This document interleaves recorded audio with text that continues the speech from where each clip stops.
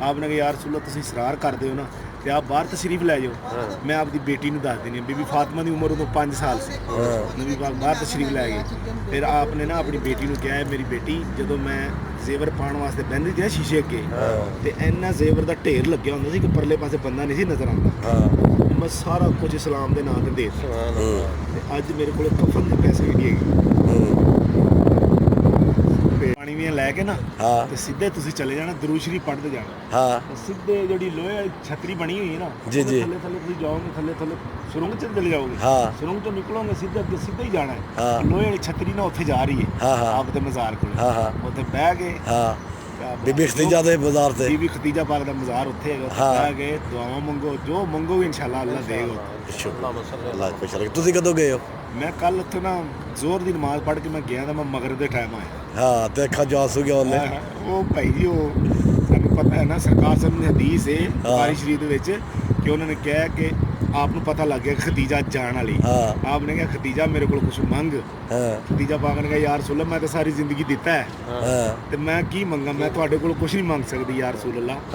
तो आप ना इसरार किया आपको पता सी अज इन्हें चले जाना तो आप दी अखां तर हो गई नबी पाक दी। नबी पाक ने फरमाया मेरी खदीजा अज मेरे को कुछ मंग मेरा दिल करता है। आपने कहा यार रसूल तुसीं इसरार करदे हो ना तो आप बाहर तशरीफ लै जाओ। मैं आपकी बेटी नूं दस देनी बीबी फातिमा की उम्र उदों 5 साल सी। नबी पाक बाहर तशरीफ लै गए।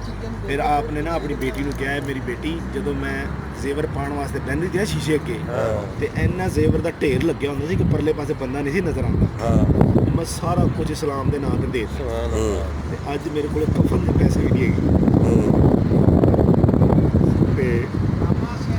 सरकार सानू पता है मैं चली अज मेरा मैनू पता मैं जाना अज मेरा टाइम मुक गया अज मेरे को कफन के पैसे नहीं हो गए। सरकार को कहना जी काली कमली मोढे ते रखी है ना इन्हें मैनू कफन दे मैं सिर्फ यही चाहिए है। तो जो नबी पाक अंदर तशरीफ ले आए फातिमा ने दसिया ना कि मेरी माँ कहती है कि मैं इन्नी अमीर सी 80,000 मेरे ऊँट सन इन्ना मेरे को सोना सी मदीने मक्के की सब तो बड़ी ताजर आप सन 2000 बंदा सवेरे रोटी खाता सी 2000 दोपहरे 2000 रात में सोने के बर्तन से इन्ना आप को माल सी सारा दीन इस्लाम पे लाता। फिर जो नबी पाक ने दसिया ना तो नबी पाक ने कहा ऐ खदीजा अज तू की चादर का टुकड़ा मंगे अज मेरे को मेरे जिस्म का गोश्त भी मंगदी मैं मोहब्बत गोश्त आपने जो फिर काली कमली लाई ना देने वास्ते तो जबरील अलैहिस्सलाम आ गए। जबरील ने कहा अल्लाह सोहने ने तुहानू भी सलाम कहा यार रसूल अल्लाह इनू भी सलाम अल्लाह ने भेजे ने इस वास्ते असीं कहने सलाम बुला ले।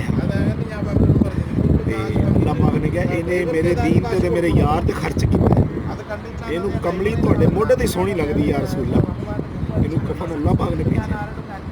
अल्लाह पाक ने जन्नत चो कफन भेजा आप वास्ते जो उत्थे बह के रो के दुआवां मंगो नाले घर वाले ज़ियारत करवाओ मज़ार शरीफ की दोस्तों अपने बजुर्गों सारे ज़ियारत करवाओ 2-3 घंटे उत्थे बहुत सुकून तो उत्थे शीशा लगा है एक जगह तो शीशा टुटिया होया उत्थे बह के ना नक ला के ना जोर जोर से खुशबू लैना जन्नत की खुशबू आएगी। वही खुशबू रियाज़ जन्ना नबी पाक दे रोज़े दे नाल जेहड़ा रियाज़ जन्ना है ना जिथे नफल पढ़ी ने उहदे कलीम च भी वही खुशबू आती जिहड़ी इत्थों खुशबू आई। सुभान अल्लाह। अल्लाह पाक सानू भी दुआवां याद रखे इंशाअल्लाह। ना किया भाई थोड़ा मकबूल अहमद मकबूल अहमद दा नाम लेके ते घर केड़ा इलाका ओए क्या बात रियाज़ असीं ते काम कर रहे हैं रियाज़ उमरा करन आए जी अच्छा मैं ते